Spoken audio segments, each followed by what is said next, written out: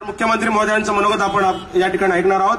अचूक ज्ञान आणि अमोघ वाणी ही तर तुमची ख्याती, महाराष्ट्राच्या कडेकपारी तुमची दिगंत कीर्ती, जनहित तुमचा मार्ग एकाला धोरण भविष्यवादी, पिढ्या उद्याच्या बलशाली होवो ही तर त्याची नांदी. तमाम रायगड वासियांच्या वतीनं शुभेच्छा देतो आज. आपुल्या कपाळी सदैव राहो महाराष्ट्राचा सरताज, महाराष्ट्राचा सरताज. सन्मान्य महाराष्ट्राचे कर्तबगार तडफदार मुख्यमंत्री आदरणीय नामदार देवेंद्रजी फडणवीस साहेब. भारत माता की भारत माता की वंदे वंदे.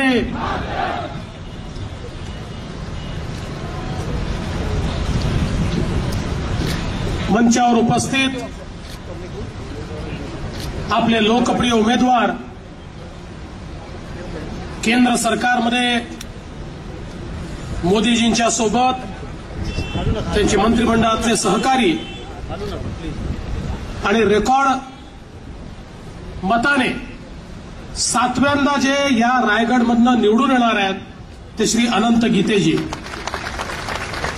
पालकमंत्री रवींद्र चव्हाणजी, माजी मंत्री रविशेठ पाटील, ज्येष्ठ नेते रामशेठ ठाकूर, माझे सहकारी आमदार प्रशांत ठाकूर, आमदार प्रवीण दरेकर, देवेंद्र साटमजी, महेश बालडीजी, जगदीश गायकवाडजी, किशोर जैनजी, मंचावर उपस्थित भारतीय जनता पार्टी, शिवसेना, रासप, त्याचप्रमाणे रिपाई या आपल्या सगळ्या महायुतीचे पदाधिकारी आणि या ठिकाणी उपस्थित माझ्या सर्व भगिनी आणि बंधूंनो,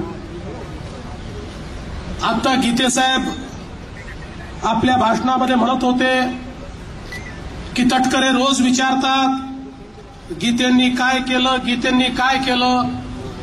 गीते साहेब तुम्ही मनावर घेऊ नका, कारण जे तटकरे करू शकतात ते तुम्ही कधीच करू शकत नाही हे या रायगडातल्या आणि महाराष्ट्रातल्या जनतेला माहिती आहे.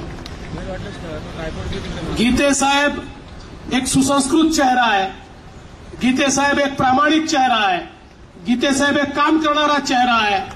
गीते साहेबांनी स्वर्गीय शिवसेना प्रमुख बाळासाहेब ठाकरेंनी जे सांगितलं होतं की 80% समाजकारण आणि 20% राजकारण हे गेले अनेक दशकं या ठिकाणी करून दाखवलं आहे. त्यामुळे ज्यांच्या ठाई केवळ राजकारण आहे आणि राजकारणातनं सत्ता, सत्तेतनं पैसा, पैशातनं सत्ता, अशा प्रकारच्या विचारांनी प्रेरित होऊन जे लोक या ठिकाणी काम करतात त्यांनी गीते साहेबांना किती प्रश्न विचारले तरी त्याचं उत्तर हे 23 मेला या रायगडची जनता मतपेटीतनं त्यांना देईल हा विश्वास मला या निमित्ताने वाटतो. बंधू भगिनींनो, ही जी निवडणूक आहे ही दिल्लीची निवडणूक आहे, गल्लीची निवडणूक नाही आहे. या देशाचा मान, सन्मान, स्वाभिमान हा कोणाच्या हातामध्ये द्यायचा आहे याचा फैसला करणारी ही निवडणूक आहे. हा देश कोणाच्या हातात सुरक्षित राहील याचा निर्णय करणारी निवडणूक आहे. या देशाला विकासाकडे कोण घेऊन जाऊ शकतं याचा फैसला करणारी ही निवडणूक आहे. आणि म्हणून एकीकडे 50-60 वर्षाची एक कारकीर्द आपण बघितली आहे. अनाचार, दुराचार, अत्याचार, भ्रष्टाचार यांनी ओतप्रोत असलेली कारकीर्द आणि दुसरीकडे 5 वर्षामध्ये या देशातल्या शेवटच्या माणसाच्या जीवनामध्ये परिवर्तन घडवणारी मोदीजींची कारकीर्द आपण बघितली आहे. खरं म्हणजे लढाई काय आहे, कुठली लढाई आहे या ठिकाणी, कोणाशी लढाई आहे या ठिकाणी. एकीकडे राष्ट्रवादी काँग्रेस पार्टी आहे. राष्ट्रवादी काँग्रेस पार्टीची अवस्था अशी आहे, त्यांचे कॅप्टन हे मैदानात उतरले, ओपनिंग बॅट्समन म्हणून मीच जातो म्हणाले, म्हाळामध्ये घोषणा केली, पॅड बांधले, हेल्मेट लावलं, बॅट हातात घेतली, विकेटवर गेले आणि 7व्या दिवशी सांगितलं आता ओपनिंग बॅट्समन नाही, मी 12वा गडी म्हणून पॅव्हेलियनमध्ये परत जातो, आता मी खेळतच नाही. अरे तटकरे साहेब, कॅप्टनच खेळू शकले नाही तो तुम किस खेत की मुली हो, तुम्ही काय या ठिकाणी खेळणार आहात. राष्ट्रवादी काँग्रेसची अवस्था इतकी विचित्र आहे. या ठिकाणी खऱ्या अर्थानं एक कन्फ्यूज पक्ष की ज्या पक्षाचं ध्येय आणि धोरण एकच आहे, भ्रष्टाचार करायचा आणि त्यातनं सत्ता मिळवायची. पण आता तो जमाना गेला. आता राष्ट्रवादी काँग्रेसला या ठिकाणी कोणीही मतदान करणार नाही आहे. आणि यांच्यासोबत खरंच आहे विनाशकाली विपरीत बुद्धी म्हटलंय. शेकाप यांच्यासोबत गेला. शेकाप हा पक्ष एकेकाळी शेतकरी कामगारांचा पक्ष होता. पण आता माझं मत असं आहे की शेकापनं आपलं नाव बदलावं आणि भाकाप करावं, म्हणजे भांडवलदार कारखानदार पक्ष. आता याचा न शेतकऱ्याशी संबंध राहिला न कामगाराशी संबंध राहिला. हा भांडवलदारी पक्ष झालाय. आता केवळ भांडवलदारांच्या पाठीशी उभा राहणारा पक्ष, अशा प्रकारची शेकापची अवस्था आहे. त्यामुळे हे दोघं कितीही एकत्रित आले तरी काहीही फरक पडणार नाही. आणि या ठिकाणी तीन तिघाडा काम बिघाडा यांच्यासोबत काँग्रेस. ते तर अजूनच विचित्र काम आहे. तुम्हाला माहिती आहे राहुल गांधी हे काँग्रेसचे नेते, ही जी महाखिचडी तयार झाली आहे ना देशामध्ये, या महाखिचडीचे नेते, महाआघाडी म्हणतात ते, पण महाआघाडी वगैरे नाही आहे, ही महाखिचडी आहे. या महाखिचडीचे नेते राहुल गांधी यांची अवस्था तर त्याहीपेक्षा वाईट आहे. ते रोज नवीन नवीन स्टेटमेंट करतात. आता त्यांनी सांगितलं आम्ही गरिबी हटवू. आता माझा त्यांना नेहमीच सवाल आहे, राहुलजी तुमचे पणजोबा चांगला व्यक्ती होता, देशाचे पंतप्रधान झाले, गरिबी हटली नाही. तुमची आजी आली, गरिबी हटली नाही. तुमचे वडील आले, गरिबी हटली नाही. तुमची आई आली, गरिबी हटली नाही. आता तुम्ही काय खाऊन या ठिकाणी गरिबी हटवणार आहे? बंधू भगिनींनो, केवळ या ठिकाणी नारे द्यायचे, याच्या पलीकडे यांनी काही केलं नाही. म्हणाले आमची महाखिचडी निवडून आली तर आम्ही गरीबाला 72,000 रुपये देऊ. अरे कोणत्या गरीबाला देणार आहे, कुठलं देणार आहे, काही माहिती नाही. त्यांना विचारलं, म्हणाले तुम्ही म्हणता 72,000 रुपये देऊ, कुठलं देणार आहे? उत्तर देता आलं नाही. बाजूला चिदंबरम होते. चिदंबरम यांना विचारलं, म्हणाले हो तुम्ही अर्थमंत्री होता चिदंबरम, हे म्हणतात आमची महाखिचडी निवडून आल्यानंतर या ठिकाणी आम्ही 72,000 रुपये गरीबाला देऊ. सांगा कुठल्या गरीबाला देणार आहे, सांगा कसे देणार आहे? चिदंबरम म्हणाले काय गेल्या 2-3 वर्षात देशाच्या तिजोरीत पैसा येतोय, पुढच्या 2-3 वर्षात अजून येणार आहे, तो आला की मी देऊन टाकू. तुमच्या बापालाच मारला, आला की देऊन टाकू. अरे मोदींनी या ठिकाणी काळ्या पैशावर कारवाई करून देशाच्या तिजोरीत पैसा आणायचा आणि मग तुम्ही सांगायचं 2-3 वर्षात देऊन टाकू. अरे पैसा या ठिकाणी तिजोरीत आणणारे मोदी आहेत आणि गरीबाचा विचार करणारे मोदी आहेत. हा पैसा मोदीच गरीबाला देतील. तुम्हाला जेव्हा संधी दिली होती त्यावेळेस तुम्ही कोणाचं भलं केलं? आपल्या नेत्यांचं आणि चेल्या चपाट्यांचं भलं केलं. सामान्य माणसाचा विचार हा तुम्ही कधीच केला नाही. त्यामुळे आता तुम्हाला या ठिकाणी संधी मिळू शकत नाही. पण यांच्या घोषणा उधारीच्या घोषणा म्हणजे कसं? एखाद्या व्यक्तीला विचारलं, बाबा रे तुला 1 लाखाचं कर्ज दिलं, हे कर्ज परत कसं करणार?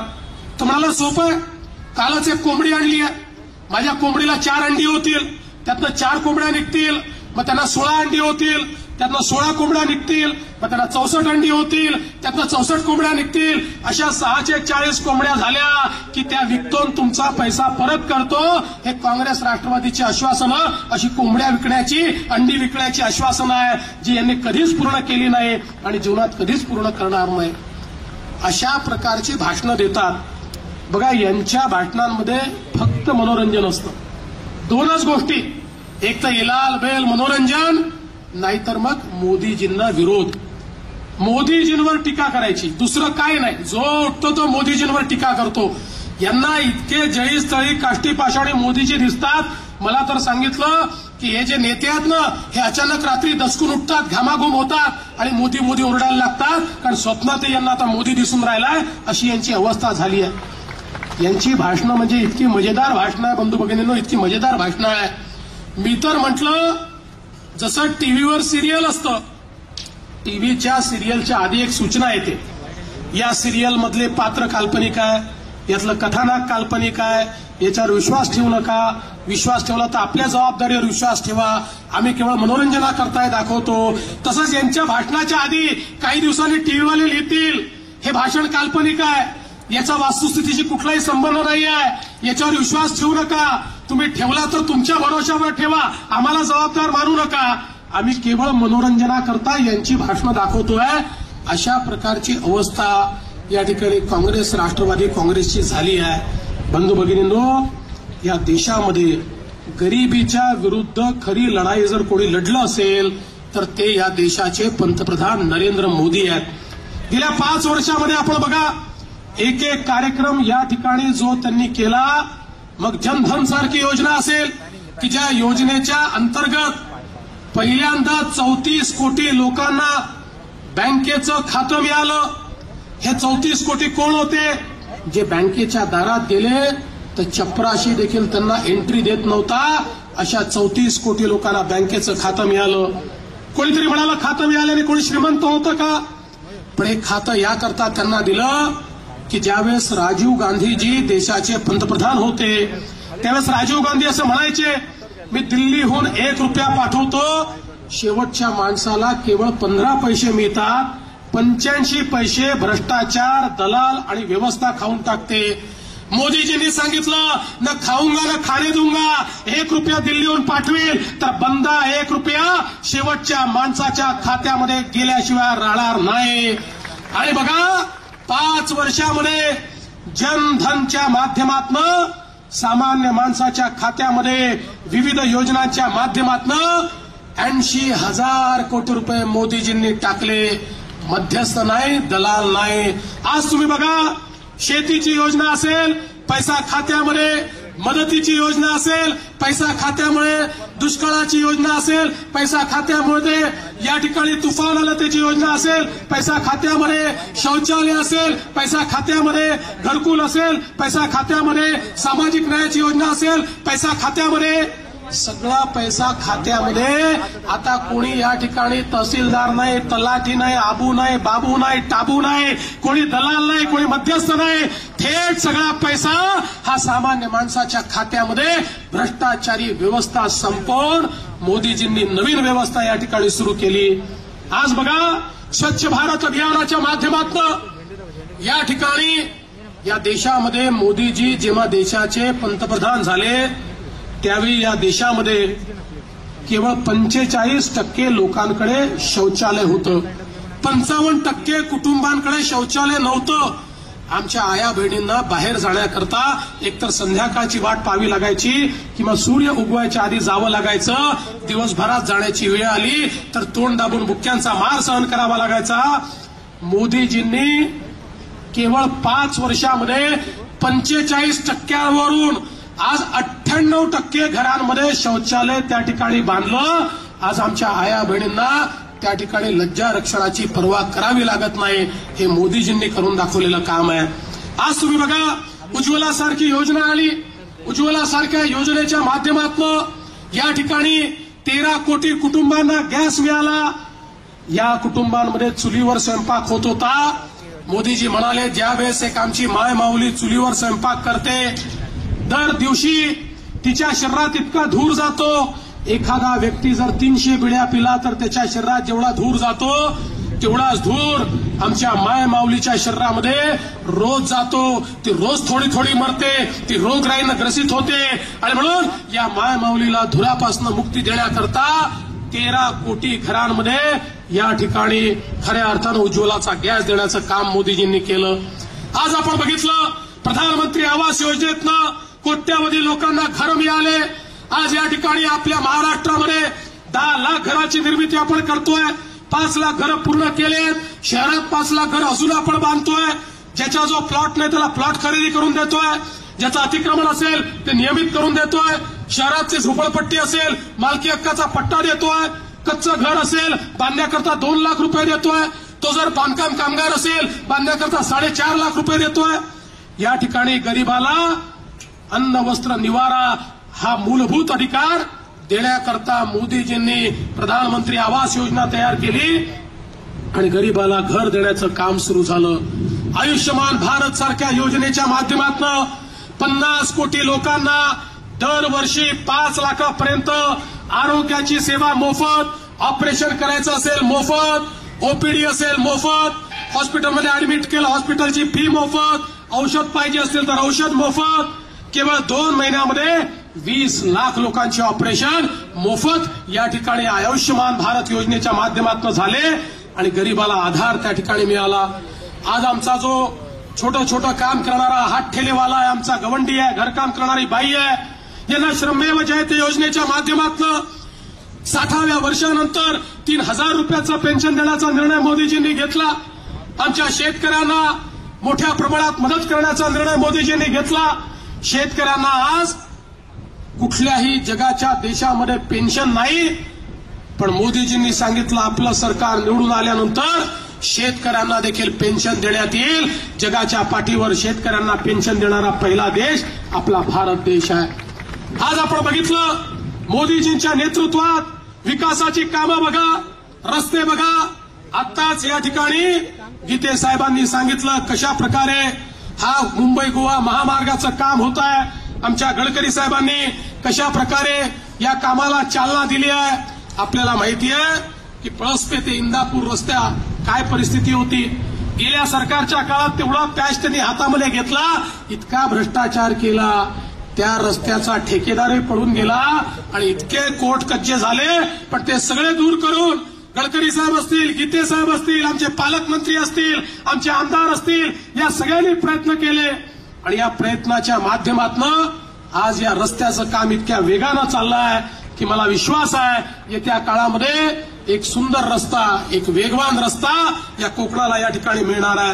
प्रधानमंत्री ग्राम सडक योजनेच्या माध्यमातून, मुख्यमंत्री ग्राम सडक योजनेच्या माध्यमातून आज अनेक रस्ते झाले. मी या ठिकाणी हेलिपॅडवरनं येत होतो तर एका ग्रामपंचायतीजवळ लोकांनी मला अडवलं आणि मला त्यांनी त्या ठिकाणी माझा सत्कार केला. मी विचारलं कशा करताय, ते म्हणाले इतक्या वर्षाची मागणी होती पण रस्ता होत नव्हता. मुख्यमंत्री ग्राम सडक योजनेत खासदार साहेबांनी, आमदार साहेबांनी, आमच्या पालकमंत्र्यांनी तुम्हाला निवेदन दिलं आणि तुम्ही हा रस्ता करून दिला. हे काम आज या ठिकाणी होत आहे. आज बघा देशामध्ये पहिल्यांदा जे आमचे मासेमारी करणारे लोक आहेत यांचा विचार जर कोणी केला असेल तर तो मोदीजींनी केला आणि देशामध्ये पहिल्यांदा मत्स्य व्यवसायाच्या संदर्भातलं मंत्रालय हे मोदीजींनी सुरू केलं. आणि केवळ मंत्रालय सुरू केलं नाही तर ज्याप्रमाणे शेतकऱ्याला कृषी कर्ज मिळतं आणि त्याला कृषीचा दर्जा आहे, त्याचप्रमाणे आता मासेमारीला कृषीचा दर्जा देऊन त्यालाही शेतकऱ्याप्रमाणे कर्ज मिळेल, बिनव्याजी कर्ज मिळेल. हा निर्णय या देशात पहिल्यांदा कोणी घेतला तर तो आमच्या मोदीजींनी घेतला. आज आपण बघितलं असेल या पेण भागामध्ये देखील इतक्या मोठ्या प्रमाणात आपण विविध विकासाची कामं केली. पेण अर्बन बँकेचा विषय असेल, मी सातत्याने पाठपुरावा करून अनेक बैठका घेऊन आता ही जमीन सिडकोनी घ्यावी आणि त्या माध्यमातून इथल्या लोकांना पैसे मिळावे याकरता आपण कारवाई सुरू केली. मगाशी ज्या प्रकारे सांगितलं वाशी, वडखळ, खारेपाट या योजनेसाठी 30 कोटी रुपये आपण एमएमआरडीएतनं दिले आणि आता तर हा तालुकाच आपण एमएमआरडीए मध्ये घेतलाय. रवी शेठ, तुम्ही म्हणालात 100 कोटी, अरे कशाला काळजी करता. आता 10,000 कोटी रुपयाचं एमएमआरडीएचं बजेट हे तुमच्या पाठीशी या ठिकाणी आम्ही उभं केलं आहे. तुम्ही बघा या एमएमआरडीएला कधीही सवय नव्हती गावांमध्ये, तालुक्यांमध्ये पैसे खर्च करण्याची. मी एमएमआरडीएचा प्रमुख झालो, मी सांगितलं ही काय बँक आहे का, तुम्ही बँकेमध्ये पैसे डिपॉझिट करून ठेवता, लोकांच्या कामाकरता पैसे द्या. आणि शेकडो कोटी रुपये या ठिकाणी एमएमआरडीएच्या माध्यमातून दिले. आज आपण बघा पिण्याच्या पाण्याच्या योजनेला एमएमआरडीए कधीही पैसा देत नव्हती. या पेनच्या योजनेला ज्याचा गीते साहेबांनी उल्लेख केला या ठिकाणी आपण एमएमआरडीएतनं पैसा दिला. त्यामुळे पैशाचा आता चिंता नाहीये. विकासाची जी कामं आहेत ती कामं निश्चितपणे या ठिकाणी आपण करणार आहोत. आणि यासोबत हे देखील खरं आहे की बांध बंदिस्तीमुळे जे काही आमच्या शेतीचं नुकसान त्या ठिकाणी होत होतं त्याही संदर्भात आपण निर्णय घेतले. एकीकडे बांध बंदिस्ती ठीक करण्याचा निर्णय घेतला आणि दुसरीकडे झालेलं जे नुकसान आहे ते नुकसान नैसर्गिक आपत्ती समजून शेतकऱ्यांना देण्याच्या संदर्भातला निर्णय आपण घेतला. मगाशी आपल्या पालकमंत्र्यांनी सांगितलं आमच्या भात शेती करणाऱ्यांना एकीकडे एमएसपी तर वाढवलीच, पण देशामध्ये महाराष्ट्र एकमेव राज्य असं आहे की ज्या राज्यांनी सांगितलं जेवढी भाताची खरेदी आम्ही करू 500 रुपयाचा बोनस आम्ही त्याच्यावर देऊ. आणि आज हा 500 रुपयाचा बोनस देण्याची सुरुवात या महाराष्ट्रामध्ये आपण केली. तुम्ही या ठिकाणी रवींद्र चव्हाणजी, आमच्या हाताला काम मिळालं पाहिजे, पलायन थांबलं पाहिजे, हा विचार या ठिकाणी मांडला. खरं म्हणजे आमच्या प्रशांत ठाकूरांनी सिडकोचं चेअरमन झाल्यानंतर एक अत्यंत महत्वपूर्ण निर्णय घेतला आणि सिडकोच्या माध्यमातून पहिली इंडस्ट्रीयल टाउनशिप ही याच मतदारसंघामध्ये करण्याचा निर्णय त्यांनी घेतला. मी तुम्हाला विश्वासानं सांगतो, 50,000 नाही 1,00,000 तरुणांच्या हाताला या इंडस्ट्रीयल टाउनशिपच्या माध्यमातून या ठिकाणी काम मिळेल. हा रायगड जिल्हा आम्ही बदलतोय. विमानतळ असेल, रस्त्याचं जाळं असेल, आज ज्या प्रकारे आम्ही वॉटर ट्रान्सपोर्ट सुरू करतोय, गीते साहेबांनी सांगितलं रेल्वेचे मार्ग सुरू करतोय. येत्या काळामध्ये मुंबईची कनेक्टिव्हिटी अशा प्रकारे या ठिकाणी वाढणार आहे, जसा एखादा व्यक्ती बांद्र्याला राहणारा हा साऊथ मुंबईत पोहोचतो, तशाच प्रकारे या ठिकाणी रायगडमध्ये पेडमध्ये राहणारा व्यक्ती देखील सहज मुंबईला पोहोचू शकेल. ही व्यवस्था रस्ते, रेल्वे आणि वॉटरवे या मार्गातून आपण करतोय आणि इथलं सगळं चित्र हे या ठिकाणी बदलण्याचं काम आपल्या माध्यमातून होत आहे. बंधू भगिनींनो, ही जी निवडणूक आहे ना, ही विकासाची निवडणूक आहे. ही निवडणूक गरीबाला मदत करण्याची निवडणूक आहे, पण त्यासोबत ही निवडणूक राष्ट्रीय अस्मितेची निवडणूक देखील आहे. या देशामध्ये या देशाचं मान सन्मान मोठा झाला पाहिजे. हा देश सुरक्षित राहायला पाहिजे, आतंकवादापासून मुक्त राहायला पाहिजे. मोदीजींनी या देशाला जर काही देणगी दिली असेल, कुठल्या जातीचा आहे, कुठल्या धर्माचा आहे, कुठल्या भाषेचा आहे, हे मोदीजींनी विचारलं नाही.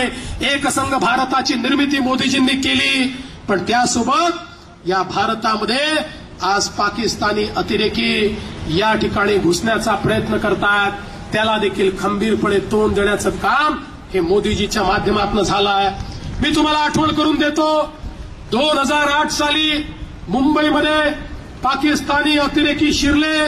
या पाकिस्तानी आतंकवाद्यांनी मुंबईमध्ये बॉम्बस्फोट केले, गोळीबार केला, किड्या मुंग्यासारखे आमचे लोक मारून टाकले.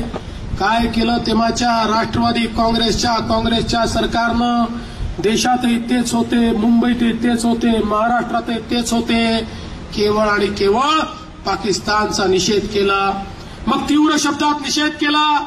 मग युनायटेड नेशन मध्ये जाऊन भाषण केलं. म्हणाले बघा बघा, तो पाकिस्तान आमच्या बाजूचा देश, आमच्या देशात येतो, बॉम्बस्फोट करतो, तुम्ही जरा त्याला रागवा. म्हणजे एखाद्या गल्लीमध्ये बंडूनी खंडूला मारायचं आणि खंडूनी बापाकडे जायचं आणि म्हणायचं बापू बापू बंडू मला मारतो, तुम्ही येऊन त्या बंडूला रागवा. आणि 125 कोटीचा देश, या देशाच्या प्रधानमंत्र्यामध्ये ही हिंमत नव्हती की उभा राहील आणि सांगेल खबरदार पाकिस्तान, जर माझ्या देशामध्ये बॉम्बस्फोट केला तर तुझ्या देशामध्ये घुसून तुला मारीन, हे सांगण्याची हिंमत देखील या देशामध्ये नव्हती. पण बंधू भगिनींनो, परिस्थिती बदलली. 2016 साली उरीमध्ये त्या ठिकाणी पाकिस्तानी आतंकवाद्यांनी घुसून आमच्या जवानांना शहीद केलं. आमचे जवान शहीद झाले. मोदीजींनी सेनेला सांगितलं, अरे आमच्या जवानाच्या रक्ताचा मोल काय आहे हे यांना कळलं पाहिजे. हा जुना भारत नाही आहे, यांना समजलं पाहिजे. हा घुसून उत्तर देणारा भारत आहे हे या पाकड्यांना समजलं पाहिजे. आणि भारताच्या जाबाज सेनेनं पाकिस्तानमध्ये जाऊन सर्जिकल स्ट्राईक केला आणि त्या ठिकाणी आतंकवाद्यांचे अड्डे मोडून काढले, आतंकवादी मारून टाकले. आमची सेना परत आली. आमच्या एका सैनिकाला खरचटलं देखील नाही. त्या दिवशी जगाला लक्षात आलं की जगाच्या पाठीवर आता एक नवीन भारत उभा झाला आहे. बंधू भगिनींनो, यापूर्वी जगाच्या पाठीवर केवळ 2 देश होते, अमेरिका आणि इस्रायल. ज्या देशाबद्दल बोललं जायचं, यांच्या सैनिकाला जर कोणी हात लावला तर हे देश त्या ठिकाणी घुसून मारतात. पण आता त्या मालिकेमध्ये 3ऱ्या देशाचं नाव सामील झालं. तो देश म्हणजे माझा भारत, माझा हिंदुस्थान, हा आता त्या मालिकेमध्ये सामील झालाय. बंधू भगिनींनो, एकीकडे आमचं सैन्य शौर्य दाखवतं, पण हा पाकिस्तान सारखा देश कुत्र्याच्या शेपटीसारखा, ही कुत्र्याची वाकडी शेपटी, वाकडी ती वाकडीच. यांनी पुलवामामध्ये पुन्हा आक्रमित केलं. पुलवामामध्ये शिरून त्या ठिकाणी आमच्या 40 सीआरपीएफच्या जवानांना शहीद केलं. मोदीजींनी सैन्याला सांगितलं, आता पुरे झालं, आता सहन करायचं नाही, आता चर्चा करायची नाही, तुम्हाला पूर्ण अधिकार देतो. कोणत्या दिवशी जायचंय, कसं जायचंय, किती वाजता जायचंय तुम्ही ठरवा, पण या ठिकाणी बदला घ्या. या भारताची सेना ही जाबाज सेना आहे. ही सेना थकत नाही, ही झुकत नाही, ही रुकत नाही, ही विकत नाही. या जाबाज सेनेनं रात्री 3:30 वाजता बालाकोटमध्ये हवाई हमला केला आणि पाकिस्तानी आतंकवाद्यांना उद्ध्वस्त करून टाकलं. बंधू भगिनींनो, ज्यावेळी आमच्या लष्कर प्रमुखानं सांगितलं, होय आम्ही बालाकोटमध्ये या ठिकाणी पाकिस्तानी आतंकवाद्यांना संपवून टाकलाय, अमेरिकेने मान्य केलं, रशियाने मान्य केलं, चीनने मान्य केलं, पण जगाच्या पाठीवर 2च लोक असे होते जे मान्य करायला तयार नव्हते, जे म्हणत होते पुरावा काय आहे, पुरावा काय आहे. एक होता पाकिस्तान, त्याचं साहजिक होतं, त्याच्याकरता अवघड जागेचं दुखणं होतं, सहनही होत नाही, सांगताही येत नाही, अशी पाकिस्तानची अवस्था होती. आणि दुसरे होते हे महाखिचडीचे नेते, जे आमच्या सैन्याला विचारत होते पुरावा काय, पुरावा काय. आणि मी म्हटलं तुम्ही आधी जर सांगितलं असतं, जे रॉकेट बालाकोटमध्ये सोडलं त्याच्यासोबत तुमचा एक नेता बांधून सोडला असता की जा त्या ठिकाणी आणि पहा काय आमच्या सैन्यानं शौर्य केलं. पण बंधू भगिनींनो, एकीकडे सैन्याच्या शौर्यावर प्रश्नचिन्ह निर्माण करतात आणि दुसरीकडे यांचे जाहीरनामे बघा. राष्ट्रवादी काँग्रेस पार्टीचा जाहीरनामा काय म्हणतो? राष्ट्रवादी काँग्रेस पार्टीचा जाहीरनामा म्हणतो, आम्ही जर निवडून आलो तर पाकिस्तानशी युद्ध नाही, चर्चा करू. पाकिस्तानशी चर्चा करा असं म्हणतो, म्हणजे त्यांनी किड्या मुंग्यासारखे आमचे लोक मारून टाकायचे आणि आम्ही त्याच्याशी बिर्याणी खात चर्चा करायची. बंधू भगिनींनो, हा चर्चा करणारा भारत नाही आहे. या भारताच्या एका सैनिकाला माराल तर तुमच्या 4 लोकांना मारल्याशिवाय आता भारत चूप बसणार नाही आहे. अरे तुम्हाला काय चर्चा करायची असेल तुम्ही तुमच्या घरी चर्चा करा. भारत आता पाकिस्तानशी चर्चा करणार नाही आहे. आणि दुसरे काँग्रेस तर त्याही पलीकडे गेला. काँग्रेस पार्टी म्हणते आमचं महाखिचडीचं सरकार आलं तर आम्ही जम्मू काश्मीरमधनं सेना कमी करू, आम्ही जम्मू काश्मीरमध्ये सेनेला दिलेले विशेष अधिकार काढून टाकू. काय विशेष अधिकार आहेत? 2च विशेष अधिकार आमच्या सेनेला आहे. या देशामध्ये पाकिस्तानी आतंकवादी शिरला तर त्याच ठिकाणी बंदुकीच्या गोळीनं त्याला ठार मारण्याचा अधिकार आमच्या सेनेला आहे. आमच्या सेनेला दुसरा अधिकार आहे, पाकिस्तानकडनं पैसे घेऊन जे भाडोत्री आमच्या सैन्यावर गोटमार करतात त्याला जेलमध्ये बंद करण्याचा अधिकार आमच्या सेनेला आहे. हे महाखिचडी म्हणते हे अधिकार आम्ही काढून टाकू, म्हणजे त्या पाकिस्तानी सैनिकांनी, तिथल्या आतंकवाद्यांनी आमच्या देशात घुसायचं, आमच्या सैनिकाच्या छातीमध्ये गोळ्या मारायच्या आणि यांनी अधिकार काढल्यात म्हणून आमच्या सैनिकांनी बंदुका देखील रोखायच्या नाहीत. ही कोणती या ठिकाणी नीती आहे, हा माझा काँग्रेसला सवाल आहे. अरे तुम्ही या देशाचा विचार करताय का? हा जाहीरनामा तुमचा आहे का लष्कर-ए तोयबाचा जाहीरनामा आहे? हा विचार करण्याची वेळ आज या ठिकाणी आली आहे. बंधू भगिनींनो, यांच्या जाहीरनाम्यात पुढे काय म्हणतात? यांच्या जाहीरनाम्यामध्ये हे म्हणतात, या ठिकाणी आमचं सरकार आलं तर आम्ही कलम 124A काढून टाकू. कलम 124A काय आहे? देशद्रोहाचा गुन्हा. या देशामध्ये जो देशद्रोहाचा गुन्हा करतो त्याला कलम 124A अंतर्गत 10 वर्ष जेलमध्ये टाकता येतं. बंधू भगिनींनो, हे म्हणतात आम्ही तो काढून टाकू, म्हणजे या देशामध्ये एखाद्यानं हे म्हटलं की भारतरत्न डॉक्टर बाबासाहेब आंबेडकर यांनी तयार केलेलं संविधान मला मान्य नाही आहे, मी ते जाळून टाकील, तर त्याला 124A अंतर्गत 10 वर्ष जेलमध्ये टाकता येतं. एखाद्याने म्हटलं भारताचा तिरंगा झेंडा मला मान्य नाही आहे, 124A अंतर्गत त्याला जेलमध्ये टाकता येतं. आतंकवादी, नक्षलवादी, माओवादी यांच्यावर 124A लागतो आणि ही काँग्रेस पार्टी म्हणते 124A आम्ही काढून टाकू. बंधू भगिनींनो, या देशामध्ये देशद्रोह जर गुन्हा असणार नाही तर नेमका गुन्हा काय असणार आहे, हा माझा सवाल आहे. आणि त्या दिल्लीच्या विद्यापीठामध्ये काही नादान लोक नारे लावतात, भारत तेरे तुकडे होगे 50, पाकिस्तान जिंदाबाद. पोलीस त्यांच्यावर 124A लावतं, त्यांना जेलमध्ये टाकतं. तर या महाखिचडीला इतकं दुःख होतं की ते म्हणतात आता याच्या पुढे 124A काढून टाकू. बंधू भगिनींनो, माझा तुम्हाला सवाल आहे, या देशामध्ये जर देशद्रोह्यांचा सत्कार होणार असेल आणि देशभक्तांना गोळ्या खायच्या असतील तर माझा सवाल आहे, कशा करता काँग्रेस, राष्ट्रवादी काँग्रेसला आम्ही मतदान करायचं? बंधू भगिनींनो, ज्यावेळी गीते साहेबांच्या धनुष्यबाणाची बटन तुम्ही दाबाल, गीते साहेबांना तर मत मिळेल, पण हा धनुष्यबाण सरळ मोदीजींच्या हातात जाणार आहे आणि या धनुष्यबाणाने मोदीजी असा बाण चालवतील, हे जेवढे देशविरोधी ताकदी आहेत, देशविरोधी शक्ती आहेत, यांचा नायनाट हा बाण केल्याशिवाय राहणार नाही. आणि म्हणून तुम्हाला विनंती आहे, येत्या 23 तारखेला इतक्या जोरानं या ठिकाणी बटन दाबा की एकीकडे आपल्या विरोधकांना झटका मिळेल आणि या ठिकाणी प्रचंड मताने आमचे गीते साहेब निवडून येतील. बंधू भगिनींनो, खरं म्हणजे अवस्था अशी आहे, आता राष्ट्रवादी काँग्रेस जवळ माणसं देखील उरले नाही, बोलणारे वक्ते देखील उरले नाही. आमच्या विरुद्ध यांची वेळ काय आली बघा. एक जमाना असा होता, लोक सायकल किरायाने घ्यायचे, लोक मोटरसायकल किरायाने घ्यायचे, लोक मोटर गाडी किरायाने घ्यायचे. आता शरद पवार साहेबांनी रेल्वे इंजिन किरायाने घेतला आणि ते रेल्वे इंजिन इकडे तिकडे जाऊन बोलतात. पण एक गोष्ट तुम्हाला सांगतो, हे बंद पडलेलं रेल्वे इंजिन आहे, हे बंद पडलेलं रेल्वे इंजिन राष्ट्रवादीने कुठेही नेलं तरी त्यांची गाडी पुढे जाऊ शकत नाही.